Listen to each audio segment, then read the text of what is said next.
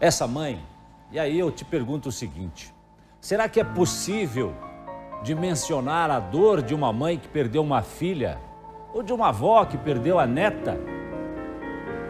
Será que dá para lembrar do sorriso de uma criança que foi morta e não se emocionar? Hoje a gente vai trazer para você aqui outro lado, lado familiar, sofrimento, né, da família da Johanna. Uma menina linda, de sorriso fácil, que sonhava ser bailarina. A Johanna, segundo o que disse a família pra gente, pra nossa reportagem, encantava a todos por onde ela passava. Mas em fração assim de segundos, tudo isso acabou. A luz dos olhos desse anjinho se apagou. Na noite de 2 de janeiro, ela estava com a mãe e os 2 irmãos. A família tentava atravessar um trecho da rodovia da Uva. Um carro veio e atropelou a menina. A criança foi arremessada com o impacto da batida. Quem dirigia o carro era Luiz Henrique dos Santos, de 28 anos. Ele confessou que atropelou a criança e que fugiu após o atropelamento sem prestar socorro. Prestou depoimento. A polícia foi liberado no mesmo dia. Mas e a família da Johanna? Como é que está? Como é que está enfrentando tudo isso? É possível que o coração dessa mãe se acalme, sabendo que o homem que atropelou Johanna está impune nesse momento? É o que a gente vai ver agora na reportagem especial de Emanuel Perim e Adriano Garcia. Põe no ar. Quantos sonhos tem uma criança de 5 anos? Para Johanna, ser bailarina era o maior deles.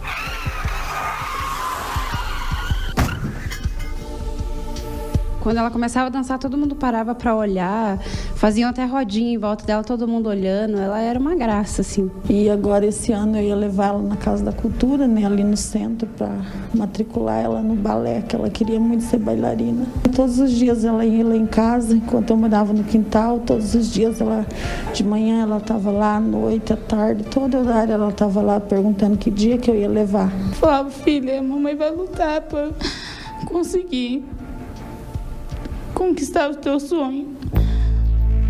Não deu tempo. Esse carro branco que aparece nas imagens mudaria tudo, em questão de segundos. E ele veio assim tão rápido que foi questão de segundos mesmo. E eu lembro ainda a hora que ela soltou da minha mão, que eu abaixei para pegar o Enzo, ela soltou, eu fui pegar de novo, ela fez assim com a mãozinha ainda para pegar na minha mão de novo, só que não deu tempo. Era o fim do sonho da pequena Johanna e o início do pesadelo para quem ficou. Na hora que eu cheguei perto, a minha filha estava em prantos, o meu marido tentou me segurar, só que eu já tinha visto o corpinho dela. Só que antes de eu chegar, tinha esse amigo nosso que enfiou, colocou a blusinha em cima dela para mim não ver o estado que ela estava. Mas eu já sabia, ali eu já senti que ela não estava entre mais nós. Eu já tinha alguma coisa me dizendo que não estava mais. Ali, eu não queria acreditar, eu queria pegar, eu queria fazer alguma coisa, eu queria salvar, eu dizia, meu Deus, eu tenho que fazer alguma coisa, eu tenho que fazer alguma coisa, eu tenho que ajudar. Ela foi que me mostrou um mundo diferente. Porque com 14 anos eu já tentei tirar minha vida, já fugia da mãe. Então, quando eu tive ela, foi mudança, foi acreditar, renascer de novo, sabe? Dentro do carro branco estava Luiz Henrique dos Santos, de 28 anos. Depois de fugir, procurou uma oficina para consertar o carro. Toda a parte de faróis do lado direito, onde que atingiu a criança, também estava sido retirada. E ele alega que ia consertar, porque na casa dele não tem a garagem e tal, aquela história toda, né? Mas, na verdade, ele estava tentando apagar os indícios de que realmente ele foi atropelador. Luiz Henrique não ficou preso. Ele aguarda o processo em liberdade. Para mim, ele não é um ser humano. Não é um ser humano. Não é. Porque ele é uma pessoa fria. Porque qualquer pessoa...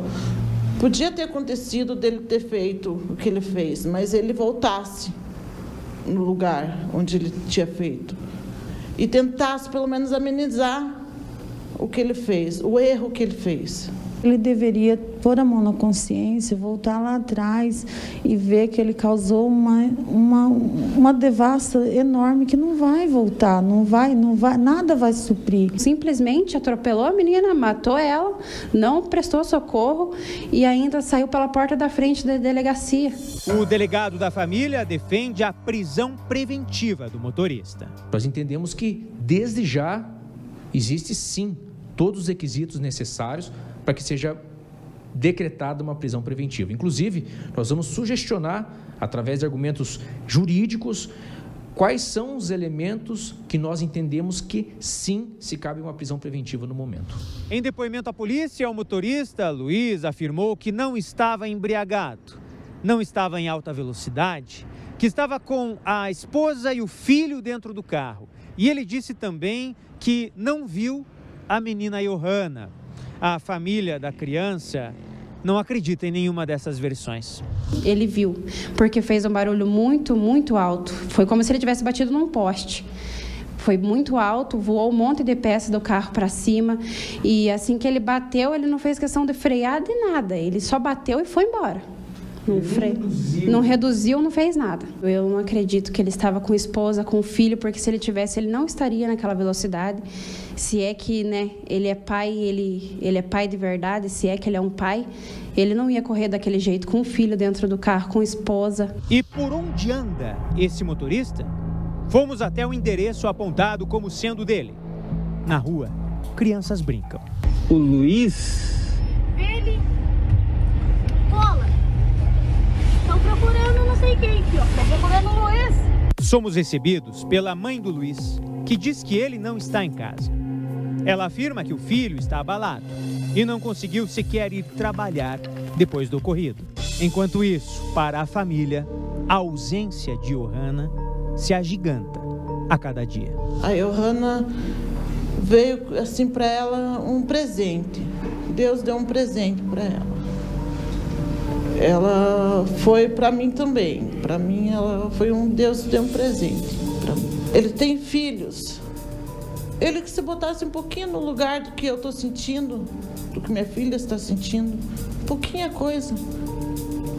Eu acho que ele ia entender a dor da gente que a gente está sentindo hoje. Vem aquela angústia, aquela vontade de sumir dali, vontade de dar um fim naquela dor. Eu tô pedindo mais força pra ela, na onde ela esteja, né? Pra ela me ajudar a ter força pra lutar com a justiça que ele merece.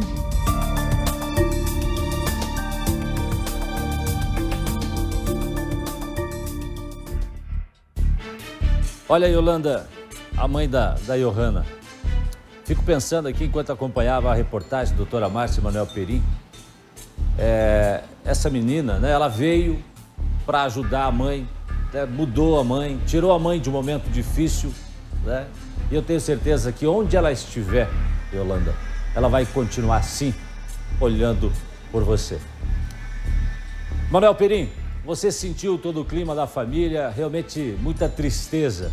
Eu imagino que o que possa, talvez, trazer um pouco de alívio ao sofrimento dessa família, talvez seja a justiça, não é, Manuel? Exato. Foi uma tarde difícil, Jasson. Ontem reunimos todas elas em uma sala do advogado e a gente foi revisitando tudo, e o momento mais emocionante foi quando a prima, que foi a última a dar a mão para Johanna, falou que quando ela estendeu a mão, ela viu a Johanna estendendo a mão também, e aí vem o vulto do que ela não entendeu o que era o carro de Luiz, E a partir dali, o chão acabou para todas elas. Elas, nesse momento, têm um drama familiar muito grande, não conseguem voltar para casa, estão na casa de amigos. A casa, para elas, virou um lugar de lembrança da Johanna. Ela era muito alegre. Em festas familiares, ela dançava, fazia, assim, espetáculos, todo mundo dava risada, aplaudia. Então, a alegria da casa esvaziou, elas sequer conseguem voltar. Então, existe essa tristeza, mas, ao mesmo tempo, já existe também a insegurança e a sensação de injustiça. Quando elas veem no balanço geral, o Luiz voltando para casa. Ninguém aqui, e elas também não querem, um julgamento antecipado. Mas elas entendem que ele poderia minimamente, nesse momento, ficar preso por um tempo. E não foi o que aconteceu. Doutora Márcia Marcondes, o que falta para a nossa legislação, para a nossa lei, para tratar um pouco mais severamente casos como esse, doutora Márcia? O fato é que nós temos alguns momentos em que nós podemos prender as pessoas. Ou prendemos ela em flagrante, ou essa pessoa será presa antes da condenação, numa prisão preventiva ou temporária. E para isso, que seria o caso agora, seria necessário que houvesse alguns outros elementos além do crime para que se pudesse solicitar ao juiz e o juiz concordar com isso. Então, não sei qual é o entendimento do delegado no momento, mas o fato é que ele precisa desse documento, mandado de prisão, para que ele possa prender. É assim que funciona, infelizmente. Não basta que a gente tenha apenas a certeza de que ele é o criminoso, a pessoa cometeu o crime, né? Essa certeza por parte do delegado de polícia, mas sim a necessidade também de haver uma concordância por parte do juiz. Então, às vezes, esse trâmite demora um pouquinho, né? Diga, Manuel. Jasson, a gente foi na casa da mãe do Luiz, apontada como a casa do motorista. A gente chegou lá, a gente viu até as crianças. E por que eu coloquei nessa reportagem as crianças brincando na rua? Porque eram da mesma idade da Johanna. Quando você chega na frente da casa do homem que fez isso e tem crianças da mesma idade da vítima brincando, eu não imagino que o Luiz, nesse momento, não esteja com a consciência leve, pelo contrário. A mãe dele conversou com a nossa reportagem. A gente não está levando ao ar a imagem dessa conversa porque ela não permitiu. Ela falou que o Luiz, que trabalha com pintura, não vai trabalhar desde então. Ele estaria muito mal também com toda essa situação.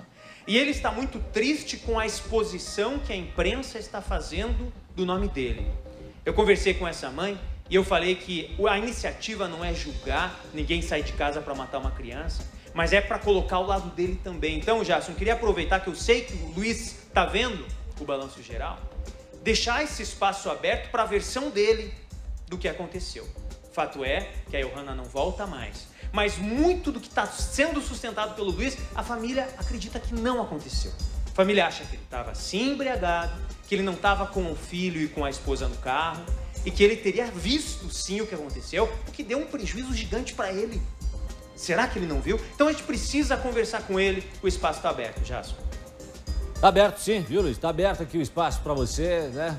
Para a sua defesa, nesse caso. Quando nós falamos aqui dessas situações da vida, das novelas, das séries, dos acontecimentos do dia a dia, da nossa cidade, da nossa gente, nós trazemos fatos. Fatos é o que nós trazemos aqui. Sempre ouvindo todos os lados envolvidos em situações, principalmente como essa. Então o espaço, mais uma vez, está aberto aqui para você. E aí eu pergunto para a doutora Márcia. É importante, né, doutora Márcia? As pessoas mostrarem, falarem, né, trazerem também seu ponto de vista e fazer a sua defesa. E esse espaço está aberto. É mais do que defesa, né? Trazer realmente a luz de como ele viu e sentiu. Isso sim pode fazer uma alteração no quadro geral. Então, para ele trazendo isso, o que ele viu, o que ele percebeu naquele momento, posteriormente, porque apesar de toda a divulgação, houve uma certa demora para que ele se apresentasse. Enfim, que ele trouxesse também os sentimentos dele, isso eu acho muito importante até para se ter um quadro mais claro do que aconteceu, né? Manuel, e agora você conversou também talvez com a polícia, sim. Enfim, deve ter mais informações aí. Quais os próximos passos agora da investigação por parte da polícia? Unir mais substância a esse inquérito, né, Jasson? Então pegar mais depoimentos e principalmente provas de tudo o que aconteceu. Não vai ser mais possível colher a prova da alcoolemia, se ele tinha bebido ou não. Veja, a família fala que o Luiz estava na casa da sogra e não bebeu. Já a outra versão é que ele estaria numa festa. Então a polícia precisa juntar essas peças para elaborar o inquérito. De outro lado, o advogado de defesa, e nesse caso representando a família da Johanna, vai entrar nos próximos dias com um pedido de prisão preventiva, porque na visão dele existem aí uma série de indícios que podem levar à prisão. Ele segue acompanhando esse caso de perto e a polícia tem um prazo para acabar com esse inquérito aí. Doutora, o que muda se a polícia ouvir testemunhas e essas testemunhas lá informarem a polícia que viram, por exemplo, o motorista bebendo? A gente pode ter testemunhas, nós podemos ter filmagens que elas tenham feito no local, é muito comum quando está numa festa ter foto, filme, enfim, podemos ter outros elementos que levem ao entendimento que sim, que ele estaria alcoolizado naquele momento.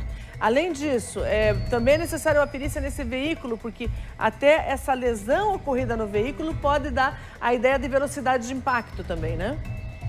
Já só para finalizar, só queria falar, porque o delegado está colocando aí o homicídio com dolo eventual. Na visão desse advogado, quando alguém pega o carro na rodovia da Uva, que tem muitos acidentes, ele assume o risco de matar. Então a gente vai acompanhar esse caso de perto.